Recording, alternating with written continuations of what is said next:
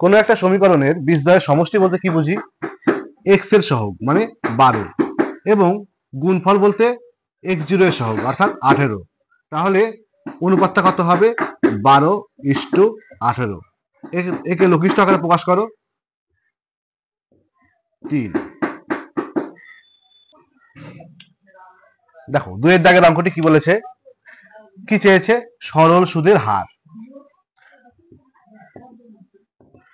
সরল সুদ দিয়ে অঙ্ক করতে হবে। সরল সুদের সূত্রটা কি? আমরা কি জানি? আই সমান সমান পি আর টি বাই 100। কিন্তু এখানে কি চেয়েছে?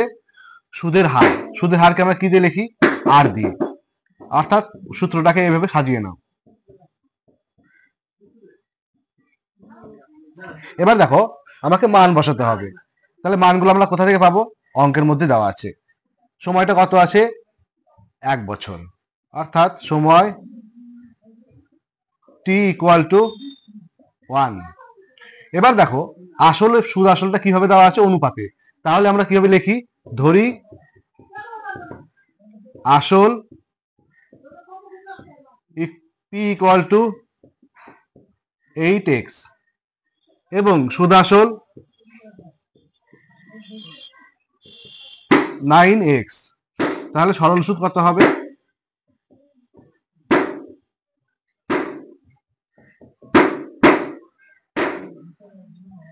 9x minus 8x equal to x।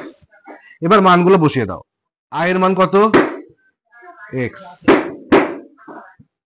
Into 100। P এর মান কত? 8x। টি এর মান 1। 100/8 অর্থাৎ 12.5%।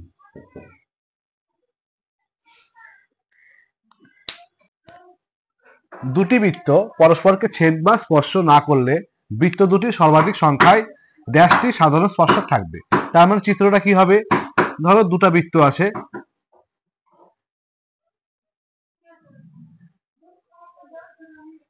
পরস্পরকে ছেদ করেনি।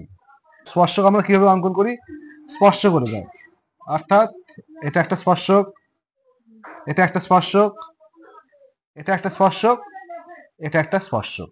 তার মানে কতগুলো সাধারণ স্পর্শক থাকবে? 4টি। দেখে অঙ্কটি কি দেওয়া আছে? একটি নিরেট অর্ধগোলকের সমতলের সংখ্যা। অর্থাৎ আমরা আগে অর্ধগোলকটি আঁকি।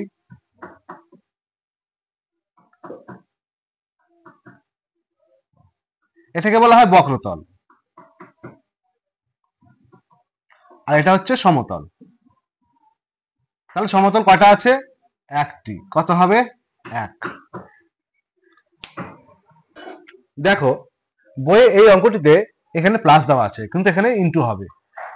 তো আমরা কিভাবে অঙ্কটা শুরু করব?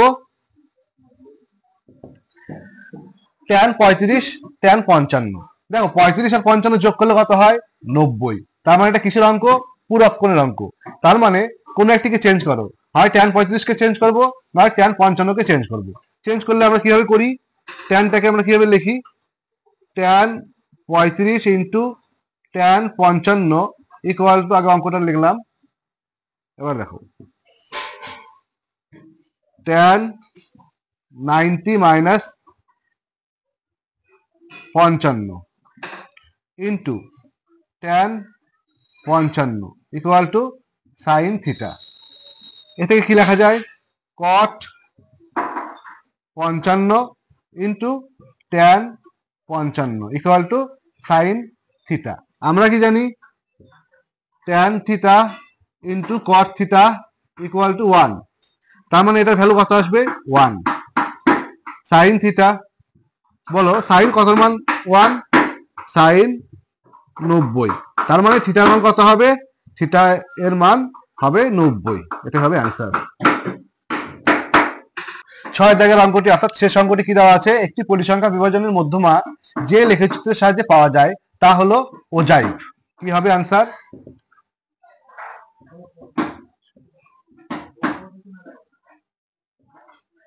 এটাই হবে অ্যান্সার। দেখো 3 দাগের অঙ্কটি কি দেওয়া আছে? এ 10,000 টাকা দিয়ে একটি ব্যবসা শুরু করলো। শুরু করার 6 মাস পরে বি আরো 20,000 টাকা দিল, তাহলে বছরের শেষে তাদের লাভ্যাংশ কি হবে সেটা হিসাব করতে বলছে। তাহলে দেখো এই স্বর্ণাঙ্ক আমরা কিভাবে করব, এখানে লেখো এ, এখানে লেখো বি। এর কত টাকা? 10,000 টাকা। বি এর কত টাকা? 20,000 টাকা।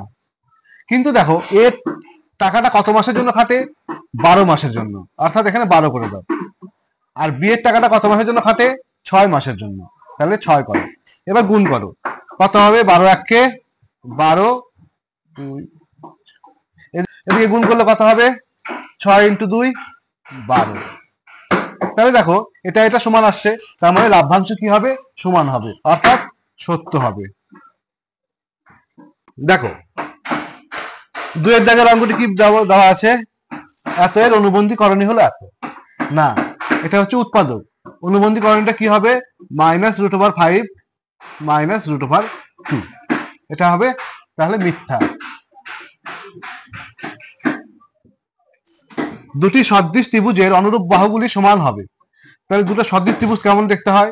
এটা একটা ত্রিভুজ, এটা একটা ত্রিভুজ, দুটো সদৃশ ত্রিভুজ, কিন্তু বাহুগুলি দেখো, এই বাহুর সাথে এই বাহু কি সমান?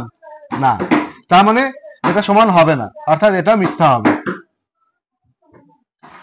এবার দেখো sin স্কয়ার থিটা এর সর্বনিম্ন মান 0। তাহলে sin স্কয়ার থিটা এর সাইনের মানটা কত আমরা জানি? 0 থেকে 1 এর মধ্যে হয়। তাহলে দুদিকে স্কয়ার করে দাও, তাহলে এদিকে 0ই থাকবে। তাহলে sin স্কয়ার থিটার ভ্যালু কত হবে? অর্থাৎ সর্বনিম্ন মান 0, এটা হবে সত্য।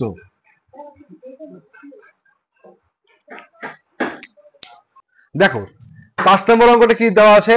একটি লম্ববৃত্তাকার শঙ্কুর উচ্চতা, ব্যাসার্ধ ও তির্যক উচ্চতা একটি সমকোণী ত্রিভুজের বাহুত্রয়। অর্থাৎ লম্ববৃত্তাকার শঙ্কু কেমন দেখতে হয়?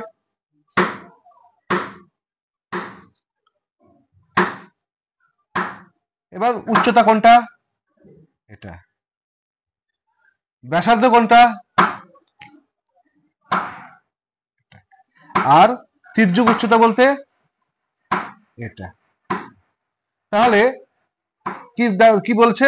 একটি সমকোণী ত্রিভুজ। আমি যদি এই সাইডগুলো মুছে দেই, তাহলে কি হচ্ছে? এটা কোন ত্রিভুজের মতো দেখতে হচ্ছে? সমকোণী ত্রিভুজ, সমকোণী ত্রিভুজ। তাহলে এবার লক্ষ্য করো, তাহলে বাহুত্রয়, সমকোণী ত্রিভুজের বাহুত্রয় আর লম্ববৃত্তাকার শঙ্কুর উচ্চতা, ব্যাসার্ধ ও তির্যক উচ্চতা কি হবে? সেম জিনিস, অর্থাৎ এটা হবে সত্য।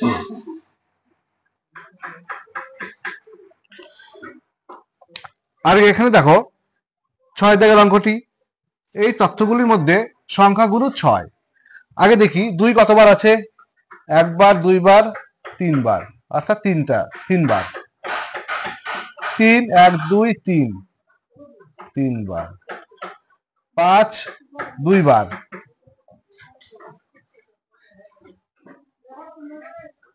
6 1 বার। সংখ্যাগুরু মানে 6টাকে সব থেকে বেশি করে থাকতে হবে, কিন্তু এখানে 6টা সব থেকে কম আছে 1 বার, তার মানে এটি কি হবে? মিথ্যা।